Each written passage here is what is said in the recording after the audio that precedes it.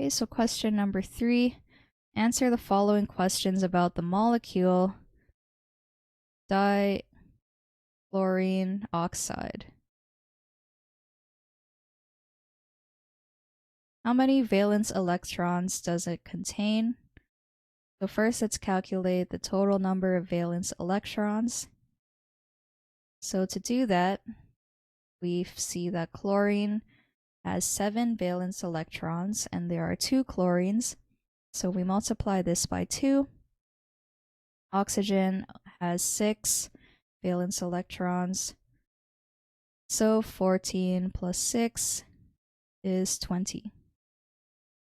Part B, draw a valid Lewis structure. So let's draw our oxygen in the middle. And then we'll draw single bonds to chlorine. Now let's see how many electrons I've drawn so far. Once I finish in drawing all the lone pairs on chlorine, if we count it all out, each bond contains 2 electrons. So far I've only drawn 16 electrons, so I need 4 more since I have 20 in total.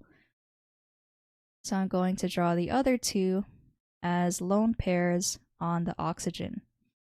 So now we have a valid Lewis structure. Part C, label all polar bonds. So typically you have a polar bond when the electronegativity difference between the 2 atoms is greater than 0.4. So I'm going to say greater than or equal to 0.5, but less than 1.69.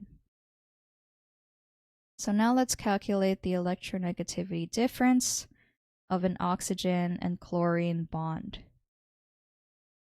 So let's find their electronegativities on here, and we'll see oxygen is 3.5 and chlorine is 3.0.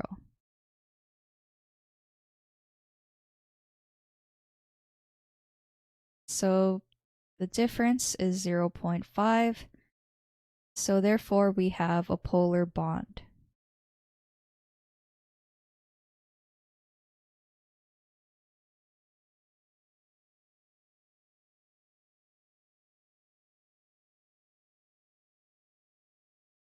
And now, what is the shape around the central oxygen atom?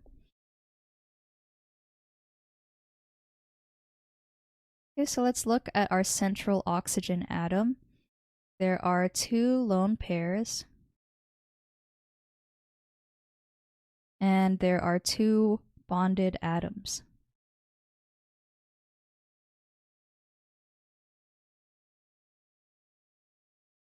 So let's look at the shape by using the Vesper Theory. So this is a handy table that can tell us the type of molecular shape and the electron geometry, the hybridization, and the bond angles of a certain molecule. So for this molecule in particular, oxygen has 2 lone pairs, so 2, and 2 bonded atoms. So we have this configuration right here. So therefore the molecular shape is bent.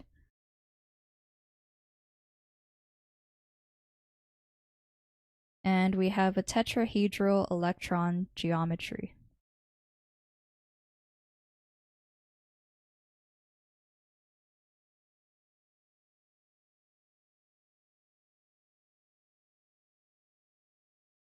So now, question E.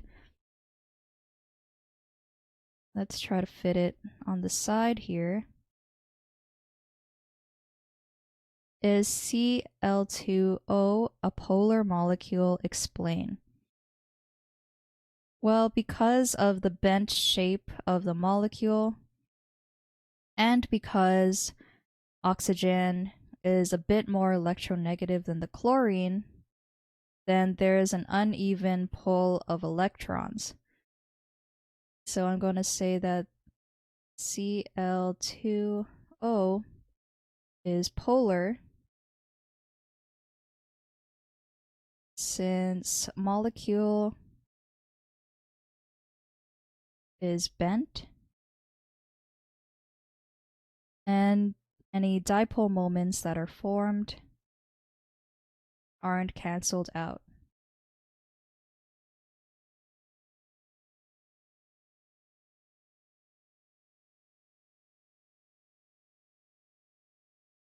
Okay, so the junior tutor said that oxygen belongs to group 16, so it has 6 valence electrons, and chlorine belongs to group 17, therefore it has 7. And then they calculated their total valence electrons to be 20. Yep. And when they drew out their Lewis structure, they got the same structure as well. And also calculated the formal charge for both of them, which is 0, so that's good. For part C, the covalent bond between the atoms is polar if the electronegativity difference between them is greater than 0.4 on Pauling's scale of electronegativity. The two bonds that exist are polar because the electronegativity difference between chlorine and oxygen is greater than 0.4. Yeah, it's a bit greater, 0.5.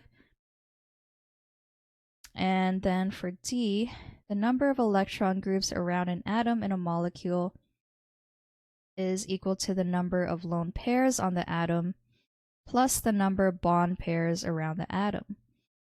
From the Lewis structure, we see the central oxygen has 4 electron groups, and out of the 4, 2 are lone pairs.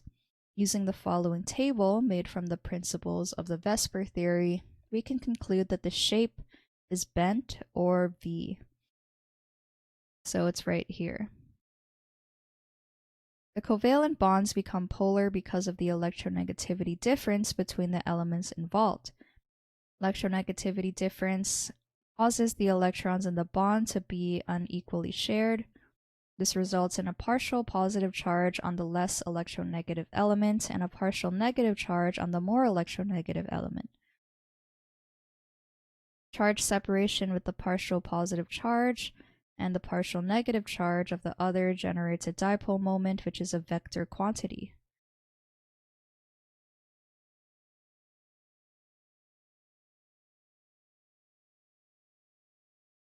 Okay, so they said that the molecule is polar, so this solution is correct.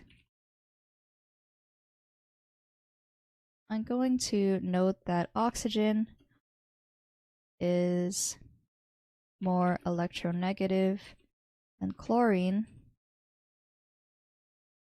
so the dipole moments will point in the direction of oxygen.